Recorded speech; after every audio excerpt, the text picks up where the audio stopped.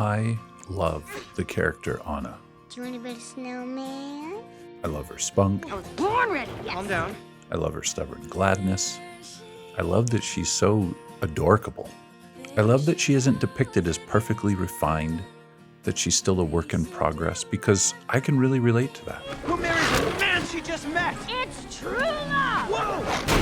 But mostly, I'm sorry. I didn't. I love her courage. We leave now. Right now.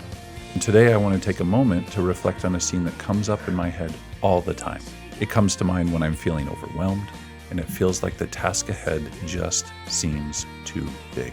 The wisdom in her words provides a powerful mantra that I find myself coming back to again and again and again. I find myself in struggle, and here comes Anna into my mind. So let's push play and see how this principle can be helpful to us on our journey towards better mental health. Honestly, I don't think I was prepared for this scene when I was watching it for the first time in the theater.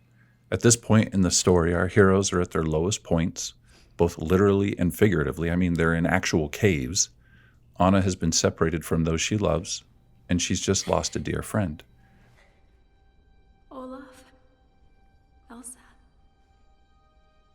what do I do now? Watch with me for a couple moments so we can discuss the mental health wisdom embedded in this scene. I've seen dark before, but not like this. This is cold, this is empty, this is numb. The life I knew is over, the lights are out. Hello, darkness, I'm ready to succumb. I follow you around, I always have. But you've gone to a place I cannot find. This grief has a gravity, it pulls me down. But a tiny voice whispers in my mind. You are lost, hope is gone. But you must go on and do the next right thing. Do the next right thing relates to an analogy often used in the practice of mindful meditation. In this analogy, time is compared to a string of pearls or beads, and each moment in time is represented by the little individual pearls or beads along the string.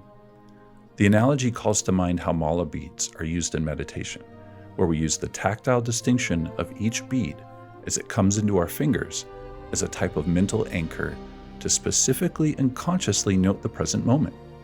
Using this analogy, we can imagine life's moments threaded onto the string, stretching indefinitely on in both directions, into the past and future. In mindfulness, we practice feeling and experiencing what it feels like to be right here, right now. We practice holding, feeling, fully experiencing a moment of awareness. And we practice letting go of the pearls that have gone before and the pearls that our mind thinks are coming up. Can there be a day beyond this night? I don't know anymore what is true.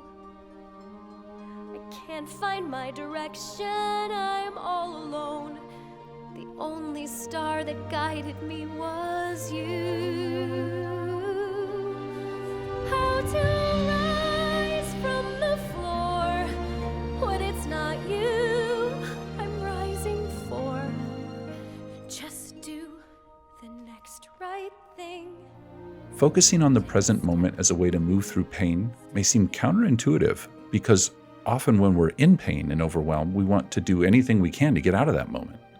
That's why we may fall into perpetual distraction or self-medicating or other forms of avoidance. But another way of thinking about this is that sometimes the overwhelm comes from trying to take on too many pearls at once from our past or present.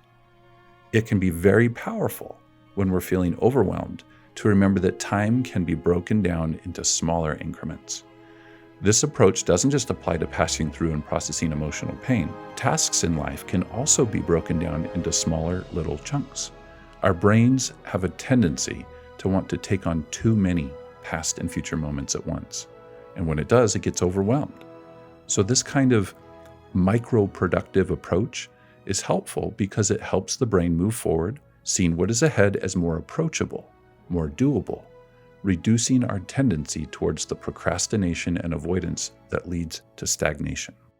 So like the voice in Anna's head is suggesting, when our brain is picturing insurmountable futures, we practice not getting too carried away with all the future moments that may be ahead of us or all the painful pearls that have led up to this moment. We gently remind ourselves that we're only responsible for getting through this moment, just this single moment. Our mind can handle a moment. And then when we're done with that moment, then we'll handle the next moment and the next. We let go of the pearls way down the string. We'll eventually get there. But for now, for right now, we just do the next right thing. One step, one breath. We let the journey take care of itself. The next right thing. I won't look too far ahead. It's too much for me to take.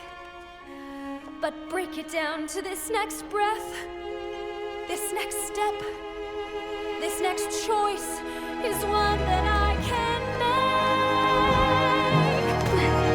So I walk through this night, stumbling blindly toward the light, and do the next right thing.